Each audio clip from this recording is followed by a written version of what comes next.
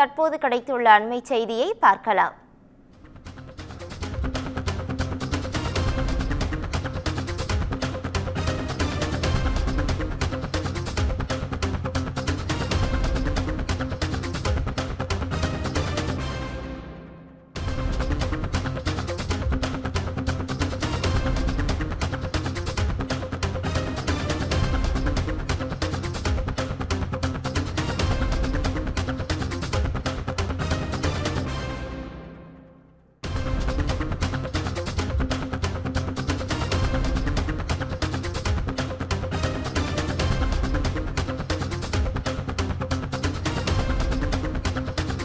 அண்மை செய்தியாக பார்த்து வருகிறோம்.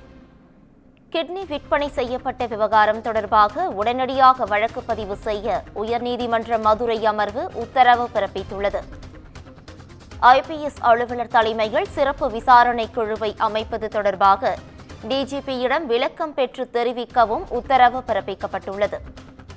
அண்மை செய்தியாக பார்த்து வருகிறோம். இது குறித்தான கூடுதல் விவரங்களை வழங்குவதற்காக எமது செய்தியாளர் சிவக்குமார் இணைப்பில் இணைகிறார். சிவக்குமார், வணக்கம். இது குறித்தான முழு விவரங்கள் என்ன? அதாவது பரமக்குடியை சேர்ந்த சத்தீஸ்வரன் அப்படிங்கிறவர் உயர்நீதிமன்ற மதுரை அமர்வில் ஒரு பொதுநல மனுவை தாக்கல் செஞ்சிருந்தாரு.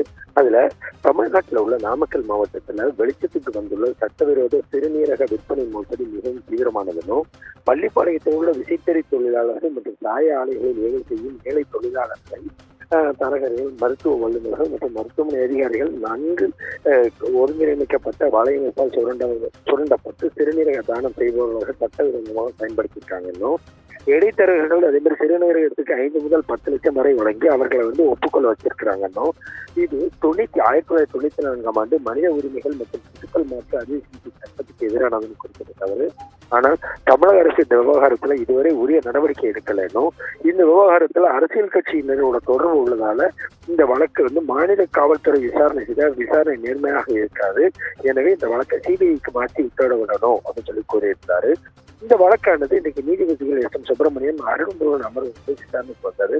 அப்போ அரசு தரப்புல பதில் மனு தாக்கல் செய்யப்பட்டதை அடுத்து நீதிபதிகள் ஏன் இதுவரை குற்றவியல் வழக்கு பதிவு செய்யப்படவில்லைன்னு கேள்வி எழுப்புறாங்க. அதுக்கு அரசு தரப்புல இது போன்ற வழக்குகள்ல புகார் அளிக்கப்பட்டால் மட்டுமே இந்த மாதிரி வழக்குகள் பதிவு செய்ய முடியும் அப்படிங்கிற நீதிமன்ற உத்தரவு உள்ளதுன்னு தெரிவிக்கப்பட்டது.